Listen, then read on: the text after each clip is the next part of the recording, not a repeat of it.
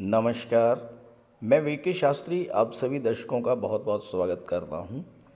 फरवरी 2023 का माह समाप्ति की ओर है और मार्च 2023 का महीना आपके जीवन में नई खुशियां, नया सवेरा, कुछ नए और सुखद परिवर्तन लेकर आ रहा है। इस वीडियो के माध्यम से हम आपको बताएंगे कि मार्च 2023 में मिथुन राशि के जातकों की कुंडली में क्या क्या ग्रह स्थितियां बन रही हैं, किन किन ग्रहों द्वारा राशि परिवर्तन किया जा रहा है मार्च 2023 में और उसका क्या प्रभाव पड़ने जा रहा है आपके जीवन पर। आपको धन प्राप्ति के और धन संचय के क्या क्या अवसर मिलने जा रहे हैं मार्च में। परिवार, संतान, विवाह और भौतिक सुख सुविधाओं की दृष्टि से कैसा रहेगा आने वाला माह। यात्रा, देशाटन, देवदर्शन, धर्म, अध्यात्म की दृष्टि से मार्च 2023 कैसा रहेगा। आपका स्वास्थ्य कैसा रहेगा और भाग्य, कर्म, पुरुषार्थ का कितना साथ मिलेगा आपको। इन्हीं सब बातों का विश्लेषण करेंगे इस वीडियो में। लेकिन आगे बढ़ने से पहले हम आपको ये बताएंगे कि बीते 2 माह जनवरी और फरवरी में आपके जीवन में क्या क्या परेशानियां आईं, किन किन समस्याओं से जूझना पड़ा था आपको। ये विश्लेषण आपकी चंद्र राशि के आधार पर किया जा रहा है और वीडियो के अंत में मैं आपको ग्रहों के उपाय भी बताऊंगा। दूसरी बात, वीडियो के कमेंट बॉक्स में किसी भी अनजान व्यक्ति के द्वारा दिए गए किसी भी नंबर पर भूल करके भी कांटेक्ट मत कीजिएगा, आपके साथ फ्रॉड हो सकता है। तो ये है मिथुन राशि के जातकों की कुंडली। मिथुन राशि कालपुरुष कुंडली की तीसरी राशि है और राशि के स्वामी हैं बुध। मिथुन राशि के जातकों पर सर्वाधिक प्रभाव बुध का ही होता है। ज्योतिष शास्त्र में बुध को युवराज कहा जाता है। मिथुन राशि वायु तत्वीय और द्विस्वभाव राशि है और यही कारण है कि मिथुन राशि के जातकों के स्वभाव में अस्थायित्व की कमी होती है। चंचल स्वभाव, क्षणे रुष्टा क्षणे तुष्टा, छोटी छोटी बातों पर नाराज हो जाना और जल्द ही मान भी जाना, इनकी स्वभाव की यही अस्थिरता इन्हें जीवन में एक जगह टिक करके सेटल नहीं होने देती।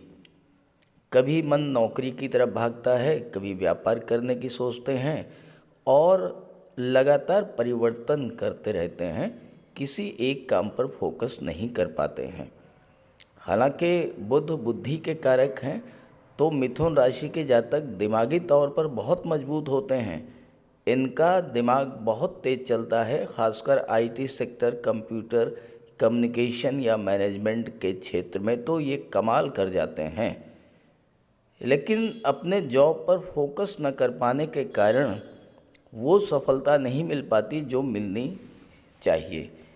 बुध वाणी के कारक हैं और ऐसे जातक वाणी से संबंधित क्षेत्रों, शिक्षक, वकालत, काउंसलर या फिर कवि, गायक, टीवी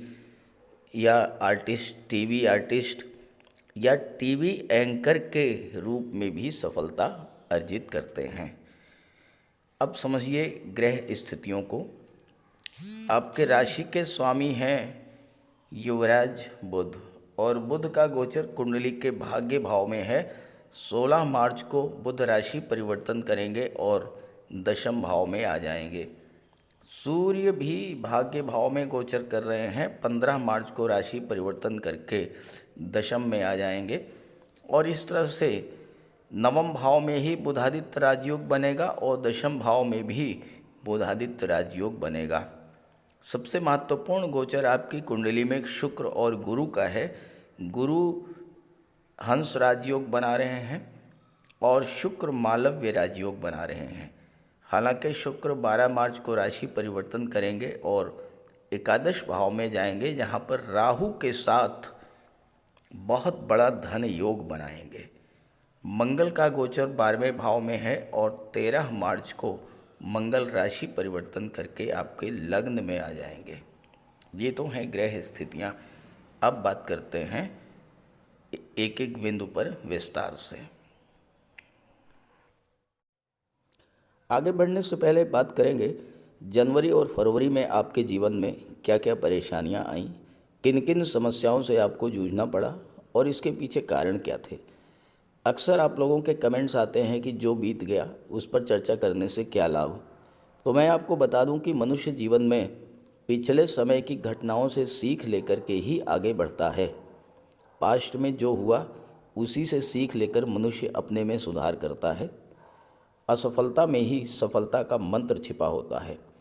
क्यों असफल हुए, क्यों कष्ट मिले, अगर इन चीज़ों की एनालिसिस कर ली जाए तो आने वाले समय में आप उन कष्टों, उन परेशानियों से बच सकते हैं।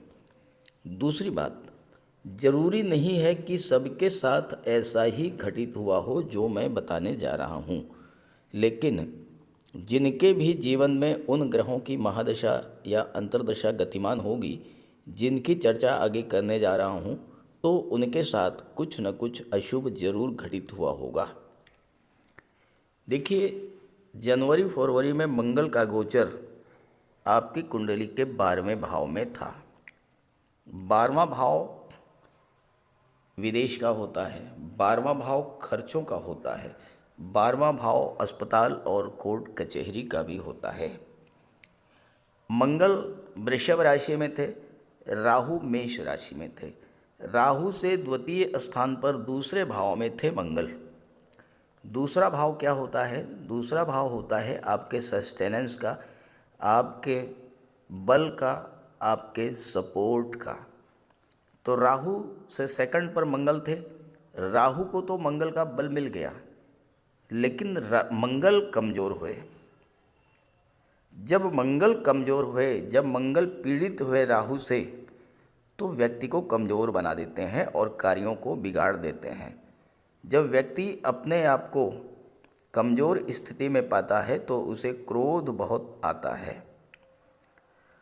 क्रोध के कारण बिला वजह के विवाद होते हैं, शत्रुता बढ़ती है और कोर्ट कचहरी के मैटर भी बनते हैं।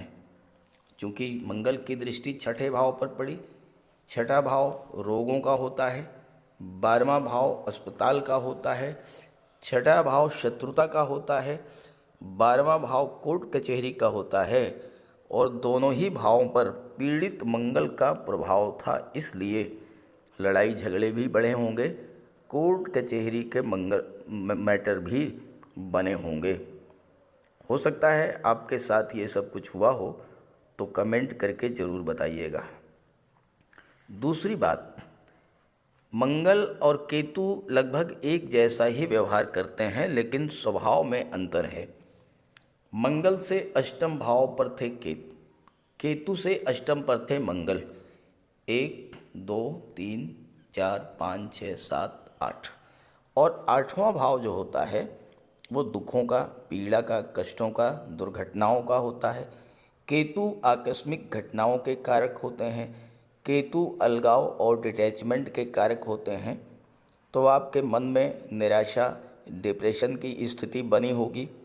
हो सकता है कोई अचानक से घटना, दुर्घटना भी घटित हुई होगी। पीड़ित मंगल संतान के लिए भी कष्टकारी होते हैं, गर्भवती माताओं को विशेष कष्ट हुआ होगा। चूँकि मंगल 12वें भाव में, छठे भाव के स्वामी, तो पीड़ित मंगल के कारण हाई ब्लड प्रेशर, चोट चपेट, एक्सीडेंट, बार बार बुखार आना, और मंगल अगर जन्म कुंडली में ज़्यादा ही पीड़ित हुए तो गुर्दे में पथरी की शिकायत भी हो सकती है। अशुभ मंगल के कारण धन के संचय में बाधा आई होगी, प्रॉपर्टी को लेकर विवाद हुआ होगा, आत्मविश्वास में कमी आई होगी, घबराहट और लगातार सिरदर्द की शिकायत भी बनी रही होगी। दूसरी जो समस्या आपके जीवन में आई वो शनि और सूर्य के कारण आई। शनि का गोचर कुंडली के भाग्य भाव में, और सूर्य 13 फरवरी से 9वें भाव में गोचर कर रहे हैं। सूर्य शनि ज्योतिष शास्त्र में एक दूसरे के प्रबल शत्रु माने जाते हैं। तो शत्रु का साथ होने से सूर्य भी पीड़ित हुए और शनि भी पीड़ित हुए। सूर्य ग्रहों के राजा हैं, जब राजा ही पीड़ित हो तो फिर क्या हुआ होगा। सूर्य पिता के कारक हैं, तो पिता को कष्ट हुआ होगा। सूर्य शासन प्रशासन सरकारी नौकरी के कारक हैं, वहाँ भी स्थितियाँ आपके अनुकूल नहीं रही होंगी। वर्कलोड बढ़ा होगा, अधिकारियों और सहयोगियों का साथ नहीं मिला होगा। प्रमोशन, वेतन वृद्धि का मामला था, उसमें भी रुकावट आई होगी। अगर आपका कोई काम सरकारी कर्मचारियों, सरकारी अधिकारियों से था, वो काम नहीं बना होगा।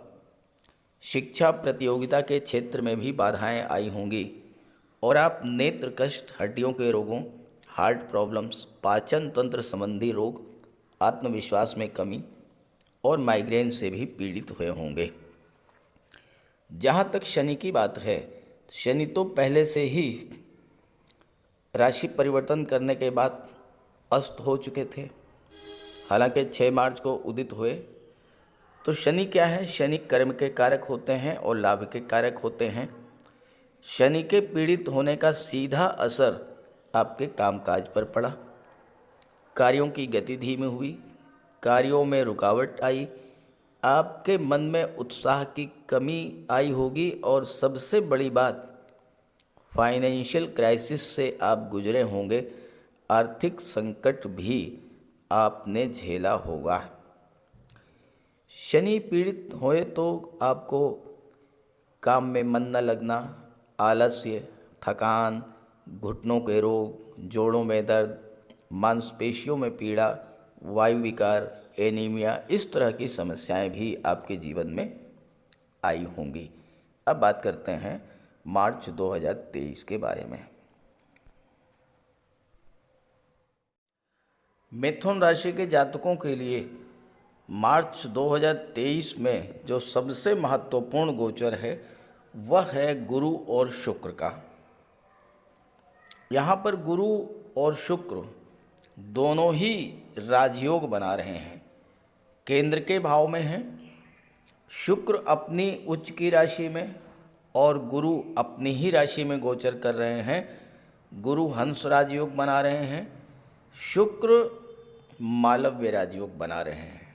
दूसरी बात, गुरु और शुक्र विष्णु लक्ष्मी योग का भी निर्माण करेंगे 12 मार्च तक, और ये राजयोग आपकी कुंडली में 15 फरवरी से ही बन रहा है।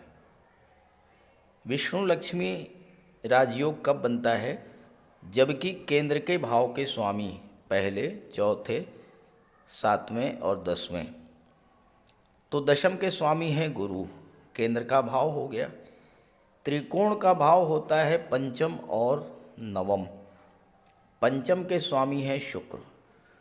तो केंद्र और त्रिकोण के स्वामी शुक्र और गुरु एक साथ बैठे हैं। केंद्र त्रिकोण राजयोग बना या विष्णु लक्ष्मी योग बना। अब आप इस योग का सबसे अधिक लाभ कैसे ले सकते हैं? योग तो बन रहा है, राजयोग बन रहा है, और आप कहेंगे कि लाभ नहीं मिलता। देखिए, शुक्र अपनी उच्च की राशि में है। माता लक्ष्मी की उपासना कीजिए। शुक्रवार के दिन कन्याओं को भोजन कराइए, घर को स्वच्छ रखिए, घर से कबाड़ हटा दीजिए। गुरु यहाँ पर सप्तम के स्वामी हैं। जिन कन्याओं के विवाह में देरी हो रही है वो गुरुवार का व्रत रखें। गुरुवार के दिन स्नान करने के जल में आधा चम्मच हल्दी डाल के स्नान करें। हल्दी या केसर का तिलक धारण करें। केले के वृक्ष की सेवा करें, जल दें, पिता और गुरु का सम्मान करें। ये छोटे छोटे उपाय करेंगे आप, आपकी राशि में बनने वाले इस योग का आपको बहुत बड़ा लाभ मिलेगा।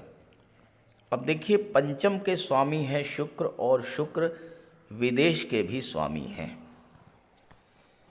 शुक्र कला और सौंदर्य के कारक हैं। पंचम भाव क्या होता है? क्रिएटिविटी का होता है। पंचम भाव इंटरटेनमेंट का होता है, मनोरंजन का होता है। शुक्र के प्रभाव से आप अपनी कला का प्रदर्शन करने के लिए विदेश भी जा सकते हैं। शुक्र के प्रभाव से आप मार्च के महीने में कहीं घूमने टहलने के लिए परिवार के साथ जा सकते हैं। शुक्र पंचम के स्वामी हैं और पंचम भाव संतान का होता है। आपको संतान की भी प्राप्ति हो सकती है। विदेश जाने का प्रबल योग बनेगा और विदेश से धन की प्राप्ति होगी। विदेशी व्यापार में भी उन्नति का योग बनेगा। गुरु सप्तम के स्वामी हैं, दाम्पत्य सुखों में वृद्धि करेंगे और आपके विवाह का प्रबल योग बनेगा। जब दो ऐसे ग्रह जो कि विवाह और संतान के कारक होते हैं दोनों एक साथ बैठे हों तो वो समय विवाह का, संतान प्राप्ति का और धन प्राप्ति का प्रबल योग बनाता है। शुक्र और गुरु की दृष्टि कुंडली के सप्तम भाव पर पड़ेगी। गुरु की दृष्टि द्वितीय भाव पर और गुरु की दृष्टि छठे भाव पर पड़ेगी। कुंडली का चतुर्थ भाव होता है माता, वाहन, प्रॉपर्टी, भौतिक सुख। शुक्र स्वयं में भौतिक सुखों के कारक हैं, धन के कारक हैं और राजयोग बना रहे हैं। तो इस गोचर काल में आपको वाहन, प्रॉपर्टी का सुख मिलेगा। आप कोई मकान या प्लाट खरीदने की सोच रहे थे, वो आप खरीद सकते हैं। अगर आपका अपना घर है, आप डेकोरेशन पर धन खर्च करेंगे। शुक्र विदेश भाव के भी स्वामी हैं, खर्च बढ़ेंगे, लेकिन ये खर्च आप अपने सुख सुविधा के साधनों पर खर्च करेंगे। महिला हैं, ऑर्नामेंट, ज्वेलरी, आभूषण, इन चीज़ों पर आपका पैसा खर्च होगा। घर में एसी, एलईडी या और भी कोई सुख सुविधा का साधन आप लगवा सकते हैं। नया वाहन या नया घर खरीदने का भी योग बनेगा। माता का स्वास्थ्य भी ठीक रहेगा, माता का स्नेह भी मिलेगा और माता से आपको धन भी प्राप्त हो सकता है। फोर्थ हाउस परिवार का होता है। परिवारी जनों से आपके संबंधों में सुधार आएगा। पंचम भाव लव रोमांस का होता है। स्वामी है शुक्र, उच्च के होकर गोचर कर रहे हैं तो आपके लव रिलेशंस को स्ट्रॉन्ग करेंगे और लव रिलेशंस जो हैं वो मैरिज में कन्वर्ट होंगे। शुक्र साज सज्जा, सुख सुविधा, भौतिकता, ऐशो आराम के कारक हैं और विदेश भाव के स्वामी हैं। तो आपके बाहर घूमने टहलने का, किसी यात्रा देशाटन का, विदेश यात्राओं का, हवाई यात्राओं का भी योग बनेगा और आपके विवाह का भी योग बनेगा। 12 मार्च को शुक्र राशि परिवर्तन करेंगे और एकादश भाव लाभ के भाव में गोचर करेंगे और यहाँ पर राहु के साथ अत्यंत प्रबल धन प्रदायक योग बनाएंगे। देखिए राहु क्या है? राहु एक तरफ तो भ्रम है, आपके मन का अनजाना भय है, मन की चिंता और तनाव है। वहीं दूसरी तरफ राहु आपकी महत्वाकांक्षा है, चीज़ों को प्राप्त करने की तीव्र इच्छा। राहु एक्सट्रीम को शो करते हैं। राहु है एक्सपेंशन, असीम विस्तार, और इसी के साथ साथ राहु सीक्रेसी, गोपनीयता के भी कारक होते हैं। यहाँ एक बात आपको ध्यान में रखनी है, राहु चीज़ों को प्राप्त करना जानता है, चाहे नैतिक हो या अनैतिक, और यहीं आपको सावधान रहना है। धन प्राप्ति के तो तमाम अवसर मिलेंगे, लेकिन नैतिक तरीकों से, फेयर मीन से आप धन अर्जित करें तो कोई परेशानी नहीं होगी। अब शुक्र क्या है? शुक्र है धन, और राहु क्या है? अपार, तो शुक्र राहु की युति का अर्थ है अपार धन। इस युति के बनने पर आप ज़्यादा से ज़्यादा धन अर्जित करना चाहेंगे, उसके लिए एफर्ट करेंगे और प्राप्त भी करेंगे। शुक्र कंफर्ट और लग्जरी के कारक हैं, तो आप ज़्यादा से ज़्यादा सुख सुविधाओं का भोग करना चाहेंगे और आप इसके लिए प्रयास भी करेंगे। शुक्र लव रोमांस है, और अगर आप लव रोमांस में हैं तो एक दूसरे के प्रति पूरी तरह से समर्पित होंगे, और अगर नहीं तो नए रिलेशंस बनने के भी योग बनेंगे। राहु क्या है? राहु है अटैचमेंट, लगाव, धन के प्रति, परिवार के प्रति, मित्रों के प्रति, भौतिक सुख सुविधाओं के प्रति। और शुक्र राहु की युति इस लगाव को और भी अधिक बढ़ाने वाली होगी। तो इस युति का पूरा लाभ कैसे लें? राहु को एक्टिवेट करें, शुक्र स्वतः एक्टिवेट हो जाएंगे। राहु को कैसे एक्टिवेट करेंगे? कार्य क्षेत्र का विस्तार करें, लेकिन अपनी योजनाओं को सीक्रेट रखें, किसी से शेयर ना करें। राहु विदेश के कारक होते हैं और शुक्र विदेश भाव के स्वामी हैं। विदेश जाने का भी योग बनेगा, और अगर विदेश में हैं तो प्रचुर धन अर्जित करेंगे। Rahu online activities, online platform को शो करते हैं। अपनी कला, अपनी स्किल का प्रदर्शन ऑनलाइन प्लेटफॉर्म से करें।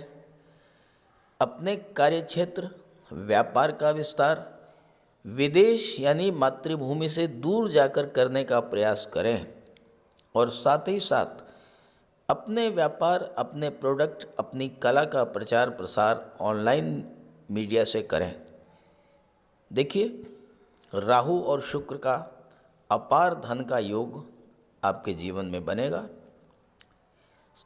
जो लोग शुक्र की चीज़ों से जुड़े हुए हैं, music, art, film industry, glamour industry, modelling, TV serial, इन सब के लिए भी अपार धन के योग बनेंगे।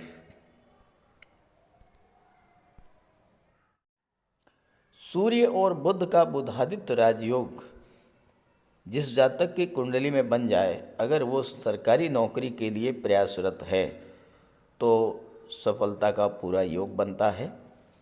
अब यहाँ पर सूर्य और बुध 15 मार्च तक तो भाग्य के भाव में रहेंगे। सूर्य तीसरे भाव के स्वामी हैं, आपके पराक्रम पुरुषार्थ में वृद्धि करेंगे, भाग्य का सपोर्ट मिलेगा, सरकारी नौकरी का योग बनेगा। दूसरी बात, 15 मार्च को सूर्य दशम में आ जाएंगे और बुध भी दशम में आ जाएंगे, और यहाँ पर सूर्य, गुरु और बुध तीनों का त्रिग्रही योग बनेगा दशम भाव में। दशम भाव में सूर्य दिग्बली होते हैं और बुध के साथ हैं, गुरु के साथ हैं। तीनों ही ग्रह सरकारी नौकरी के कारक होते हैं, और मंगल जो कि सूर्य और गुरु दोनों के प्रबल मित्र हैं, वो छठे भाव के स्वामी हैं, जहाँ से नौकरी का, जहाँ से कंपटीशन का विचार किया जाता है। तो छात्रों के लिए भी सूर्य, बुध और गुरु का ये जो गोचर है, ये 15 मार्च से 14 अप्रैल तक सफलता के नए नए द्वार खोलने जा रहा है। सूर्य आत्मा, तेज, प्रकाश के कारक हैं। दशम भाव आपके जॉब और कैरियर को शो करता है। तो सूर्य आपके जॉब, कैरियर में उन्नति के, लाभ के नए नए अवसर प्रदान करेंगे। सूर्य मान सम्मान, पद और प्रतिष्ठा के कारक होते हैं। इस गोचर काल में आपका प्रमोशन हो सकता है, कोई महत्वपूर्ण जिम्मेदारी का पद आपको मिल सकता है। सूर्य शासन प्रशासन के कारक हैं। अगर आप आईएएस, आईपीएस, सिविल सर्विसेज की तैयारी कर रहे हैं, आपको उसमें भी सफलता मिलेगी। सरकारी नौकरी में हैं तो उच्च पद मिलेगा, वेतन वृद्धि होगी। सूर्य आपके साहस, ऊर्जा और नेतृत्व क्षमता के कारक हैं। कठिन से कठिन परिस्थिति में आप लोगों का नेतृत्व करेंगे। अब यहाँ गुरु भी हैं और बुध भी हैं। गुरु का ज्ञान, बुध की बुद्धि और सूर्य का पराक्रम, सूर्य का बल, जब तीनों आपके साथ होगा तो कार्यक्षेत्र में कितनी भी बड़ी चुनौती हो, कितना भी बड़ा चैलेंज हो, वो आप फेस करेंगे। उससे आप सफलतापूर्वक उस जिम्मेदारी को निभाएंगे। अगर आप जॉब में नहीं हैं, जॉब के लिए एफर्ट्स कर रहे हैं, तो पंचम के स्वामी शुक्र हैं और 12वें भाव के भी स्वामी हैं शुक्र, जो कि बुध के मित्र हैं। बुध व्यापार के कारक हैं, तो व्यापार के क्षेत्र में सफलता दिलाएंगे। किसी विदेशी कंपनी में, किसी मल्टीनेशनल कंपनी में, कंप्यूटर, कम्युनिकेशन या मैनेजमेंट के क्षेत्र में आपको जॉब भी मिल सकता है। सूर्य पावर और अथॉरिटी के कारक हैं, आपके अधिकार और प्रभुत्व में वृद्धि करेंगे। गुरु के प्रभाव से अगर आप धर्म, अध्यात्म के क्षेत्र से जुड़े हुए हैं, धर्म गुरु हैं, पुरोहित हैं, कथावाचक हैं, धर्मोपदेशक हैं, धार्मिक कर्मकांड कराते हैं, तो ये समय आपके जीवन में प्रबल उन्नति का होगा। सूर्य में असीम ऊर्जा होती है। आप स्वयं भी एक्टिव रहेंगे। जो व्यक्ति आपके संपर्क में आएगा, आप उसे भी एक्टिवेट करेंगे और इन्हीं गुणों के कारण आप शासन प्रशासन के क्षेत्र में अधिक सफल होंगे। हालांकि बुध हैं तो आपको banking sector, finance sector, education sector में भी सफलता मिलेगी और साथ ही साथ आपको कंप्यूटर, कम्युनिकेशन या मैनेजमेंट के क्षेत्र में भी सफलता प्राप्त होगी। भूमि, भवन, प्रॉपर्टी और वाहन के बारे में भी बात कर ली जाए तो इनके कारक होते हैं सूर्य और मंगल और शनि। और जब मंगल और शनि एक दूसरे से त्रिकोण पर होते हैं तो इन चीज़ों का योग बनता है। 13 मार्च को मंगल आपके लग्न भाव में आ जाएंगे और 10 मई तक मंगल लग्न में ही गोचर करेंगे। शनि भाग्य भाव में है। शनि से पंचम पर हैं मंगल, 1, 2, 3, 4, 5। शनि से पंचम पर है मंगल और मंगल से नवम पर है शनि। शनि और मंगल एक दूसरे से त्रिकोण पर हैं, एक दूसरे को एक्टिवेट करेंगे। जब एक्टिवेट करेंगे तो अपने अपने कारक तत्वों से संबंधित फल देंगे। जिन जिन भावों के स्वामी हैं उन उन भावों से संबंधित फल आपको प्रदान करेंगे। अब यहाँ मंगल 6ठे भाव के स्वामी हैं, शत्रुओं को पराजित करेंगे, स्वास्थ्य लाभ कराएंगे आपको और प्रतियोगी परीक्षाओं में आपको सफलता दिलाएंगे। व्यापार के क्षेत्र में कोई कंपटीशन है, प्रतिद्वंदिता है, उसमें भी आप आगे रहेंगे। मंगल लाभ के भाव के स्वामी हैं तो यहाँ पर आपको हर तरह का लाभ देंगे। आपके सोशल सर्किल में वृद्धि करेंगे, आपका सोशल नेटवर्क बढ़ेगा। और मंगल के प्रभाव से, चूँकि मंगल 6ठे भाव के स्वामी हैं, तो आप army, air force, navy, military, police विभाग, रक्षा क्षेत्रों में नौकरी आपको मिल सकती है। मेडिकल सर्जरी के क्षेत्र में आप विदेश जा सकते हैं। गेम्स और स्पोर्ट्स के क्षेत्र में आप विदेश जा सकते हैं। इंजीनियरिंग के क्षेत्र में, टेक्निकल फील्ड में, फायर रिलेटेड एरियाज़ में आपको जॉब मिल सकती है। शनि जब एक्टिवेट होंगे तो पहली बात तो भाग्य का साथ आपको मिलेगा। शनि अष्टम के स्वामी हैं। अष्टम भाव गुप्त विद्याओं, गुप्त रहस्यों, गुप्त धन का होता है, ज्योतिष तंत्र मंत्र का होता है। तो आपको गुप्त धन की प्राप्ति करा देंगे, लॉटरी से, शेयर से, इंश्योरेंस के क्षेत्र से, या कोई पैतृक संपत्ति या ससुराल से पक्ष से आपको धन मिलेगा। आप की राशि के स्वामी बुध हैं, बुध शनि के मित्र हैं, और बुध ऑडिट के, टैक्सेशन के भी कारक होते हैं। तो आप ऑडिटर के रूप में, चार्टर्ड अकाउंटेंट के रूप में, या टैक्स कंसल्टेंट के रूप में भी आपको सफलता मिलेगी। शनि के प्रभाव से अगर आप रियल एस्टेट से जुड़े हैं, प्रॉपर्टी डीलिंग का कार्य करते हैं, कंस्ट्रक्शन, किसी तरह का कंस्ट्रक्शन अगर आप करते हैं, कोई भी निर्माण कार्य, बिल्डर हैं, आर्किटेक्ट हैं, बिल्डिंग मटेरियल सप्लायर हैं, इन सभी क्षेत्रों से जुड़े हुए जातकों के लिए शनि और मंगल का त्रिकोण पर होना बहुत बड़ा लाभ देने वाला होगा। और एक चीज़ यहाँ पर समझने की है कि मंगल से केतु भी त्रिकोण पर हैं और केतु से शनि भी त्रिकोण पर हैं। केतु मंगल और शनि में 159 का संबंध बन रहा है। और केतु क्या है? आकस्मिकता के कारक हैं। अचानक से चीज़ों की प्राप्ति करा देंगे आपको, अचानक से आप वाहन खरीद लेंगे, अचानक से कोई भवन खरीद लेंगे, कोई भूमि खरीद लेंगे, कृषि भूमि खरीद सकते हैं, अचानक से आपको विदेश जाने का मौका मिल जाएगा, या अचानक से आप कॉम्पिटिटिव एग्ज़ाम्स को क्रैक करके एक नौकरी भी प्राप्त करेंगे। ये सब घटनाएं आपके जीवन में मार्च में घटित होंगी।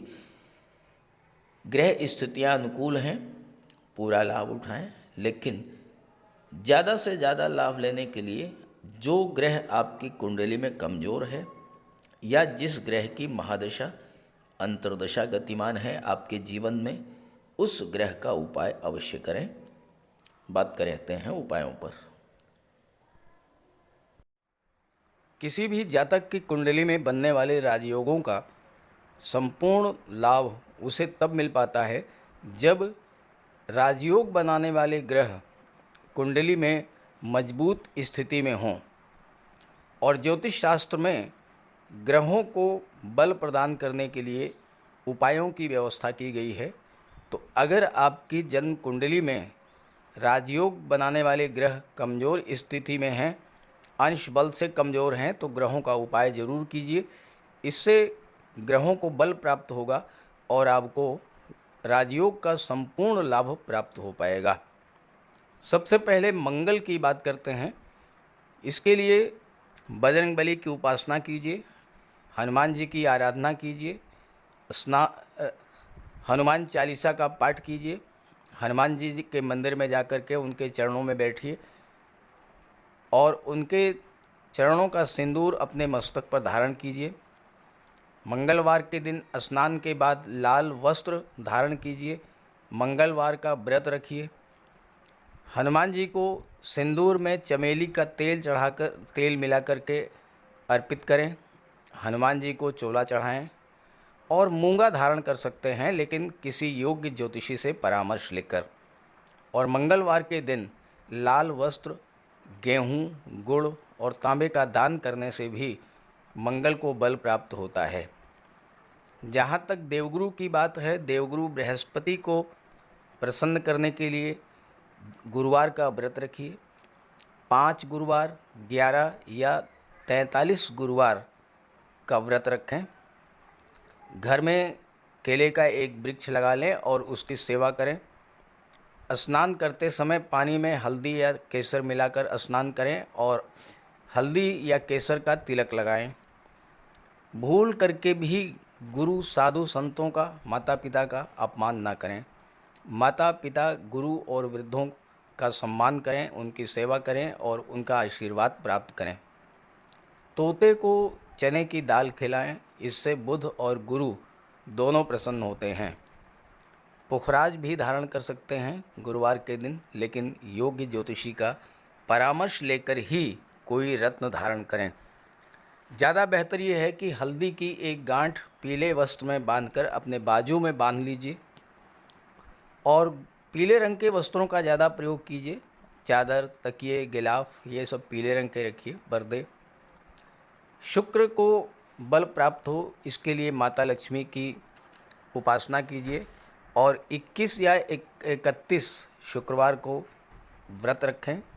शुक्रवार के दिन सफ़ेद रंग के वस्त्र, चीनी, चावल, दूध और दही, घी से बने पदार्थों का सेवन करें।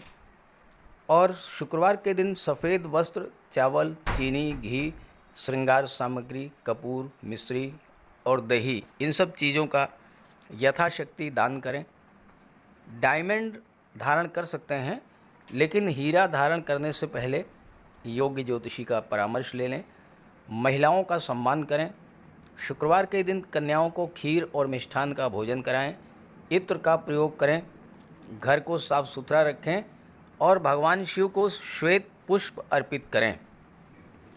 जहाँ तक बुध की बात है तो बुधवार के दिन तुलसी का पौधा लगाकर उसकी सेवा करें। गाय की सेवा करें, गाय को हरा चारा खिलाएं। हरियाली बढ़ाने वाले पौधे लगाएं और दान करें पौधों का, क्योंकि बुध को हरा रंग अत्यंत प्रिय है। बुधवार को घर के मेन डोर पर पंच पल्लव का तोरण लगा दें और किन्नर को दान देकर उसका आशीर्वाद प्राप्त करें। देवी दुर्गा के मंदिर में हरे रंग की चूड़ियाँ दान करें। गणेश जी की उपासना करें और साबुत हरी मूंग हरे कपड़े में बांधकर अर्पित करें। बुधवार के दिन हरे रंग के रुमाल, मोजे और टाई का प्रयोग करें। ओम बुम बुधाय नमः इसका एक माला जाप करें। पन्ना धारण कर सकते हैं, लेकिन परामर्श के बाद किसी योग्य ज्योतिषी से। और ना तो झूठ बोलें और ना ही किसी को अपशब्द कहें। जहाँ तक शनिदेव की बात है तो कम से कम 19 और ज़्यादा से ज़्यादा 51 शनिवार का व्रत रखें। पीपल के वृक्ष के नीचे सरसों के तेल का दीपक जलाएं शनिवार के दिन। शनिवार के दिन एक प्याले में, एक कटोरी में सरसों का तेल लेकर के उसमें अपना चेहरा देखिए और फिर उस तेल को दान कर दीजिए।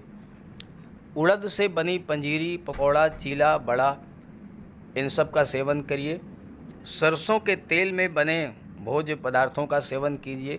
शनिवार के दिन कंबल, जूता, चप्पल, लोहा, काला तिल, काला उड़द, काले वस्त्र और जटा वाले नारियल दान दें। नीलम धारण कर सकते हैं, लेकिन नीलम धारण करना किसी योग्य ज्योतिषी से परामर्श लेकर धारण करें, क्योंकि नीलम रंग से राजा भी बना देता है और कभी कभी अगर नीलम आपके लिए शुभ नहीं हुआ तो राजा से रंक भी बना देता है। इसलिए नीलम का प्रयोग बहुत सोच समझ कर करें। ज़्यादा बेहतर ये है कि आप गरीबों की हेल्प करें। कोई भी गरीब, लाचार, असहाय, दिव्यांग व्यक्ति आपके पास आता है, मदद कीजिए यथासंभव और किसी भी गरीब व्यक्ति को कष्ट ना दें। साथ ही साथ ऐसे कार्य ना करें जो कि शनिदेव को पसंद नहीं है।